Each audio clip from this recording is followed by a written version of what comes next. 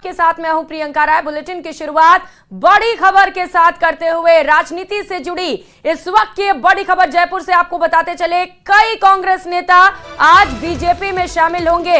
भाजपा प्रदेश कार्यालय में 11 बजे ज्वाइनिंग कराई जाएगी। कांग्रेस के पूर्व विधायक, पूर्व सांसद, प्रधान से लेकर रिटायर्ड अधिकारी भी भाजपा का दामन थामने वाले हैं। तो पूर्व सांसद डॉक्टर करण सिंह यादव भी बीजेपी में शामिल होंगे। जिला प्रमुख बलवीर छिल्लर भी भाजपा में ज्वाइनिंग करने वाले हैं। किशनगढ़ के पूर्व विधायक सुरेश टांक बीजेपी की सदस्यता ग्रहण करेंगे।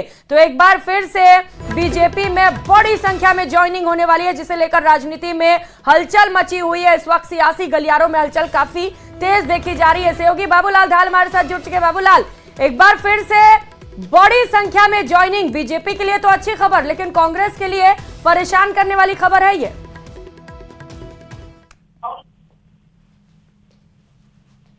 आवाज पहुंच रही है बाबूलाल? हाँ जी, देखिए आज कांग्रेस छोड़कर कई नेता बीजेपी का दामन थामने जा रहे हैं। इनमें सबसे बड़ा नाम है पूर्व सांसद डॉक्टर करण सिंह यादव का, जो कि अलवर जिले की राजनीति में बहुत बड़े खिलाड़ी माने जाते हैं और आज वो कांग्रेस छोड़ करके बीजेपी में आ रहे हैं। वो टिकट के दावेदार थे, अलवर सीट से कांग्रेस की लोकसभा टिकट चाह रहे थे, मगर उनको टिकट नहीं दिया तो नाराज होकर के अपने समर्थकों के साथ में आज वो बीजेपी का दामन थामने जा रहे हैं।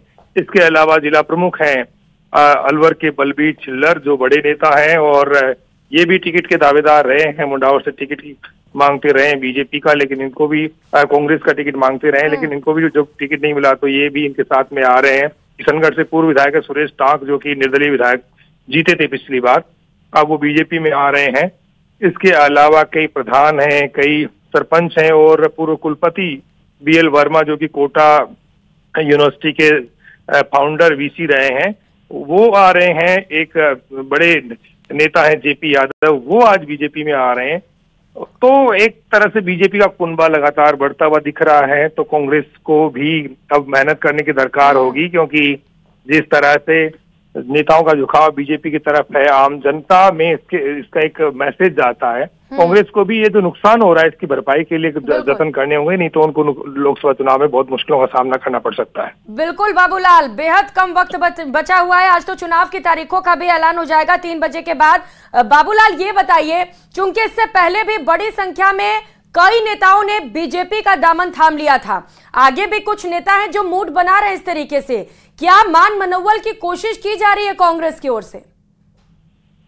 जी देखिए, अभी भी बहुत बड़ी लाइन है। कई और जो कांग्रेस के नेता हैं वो बीजेपी में आना चाहते हैं। इनमें एक नाम पूर्व मंत्री महेश जोशी का भी है। चर्चाएं चल रही हैं कि वो भी बीजेपी में आ रहे हैं, लेकिन बीजेपी की ओर से भी कोई ग्रीन सिग्नल नहीं मिला है, क्योंकि जो बीजेपी की बड़ी ब्राह्मण लॉबी है, जो बीजेपी के कद्दावर वरिष्ठ ब्राह्मण नेता हैं, वो नहीं चाहते कि महेश जोशी की एंट्री बीजेपी में हो। और बीजेपी हमलावर रही है विधानसभा चुनाव के दौरान। जल जीवन मिशन में जो भ्रष्टाचार की शिकायतें हैं, जो जांच चल रही है, ED की कार्रवाइयां हुई हैं, वो उनके मार्ग में थोड़ी बाधा बनी हुई है। तो किस तरह से वो बीजेपी में आ सकते हैं, तो इसको लेकर के रास्ते बनाने की खबरें हैं, लेकिन फिलहाल जो है लग नहीं रहा कि जल्द उनकी ज्वाइनिंग होगी। लेकिन उनके जो समर्थक हैं महेश जोशी के, वो ये कह रहे हैं कि रास्ता कहीं ना कहीं बन रहा है और बीजेपी की लगातार वो संपर्क में है, हो सकता है जल्द वो भी बीजेपी में आ जाए। लेकिन फिलहाल बीजेपी की जो ब्राह्मण लॉबी है वो नहीं चाहती कि महेश जोशी बीजेपी में शामिल हो, लेकिन उनके अलावा भी बहुत सारे नेता हैं जो आने वाले दिनों में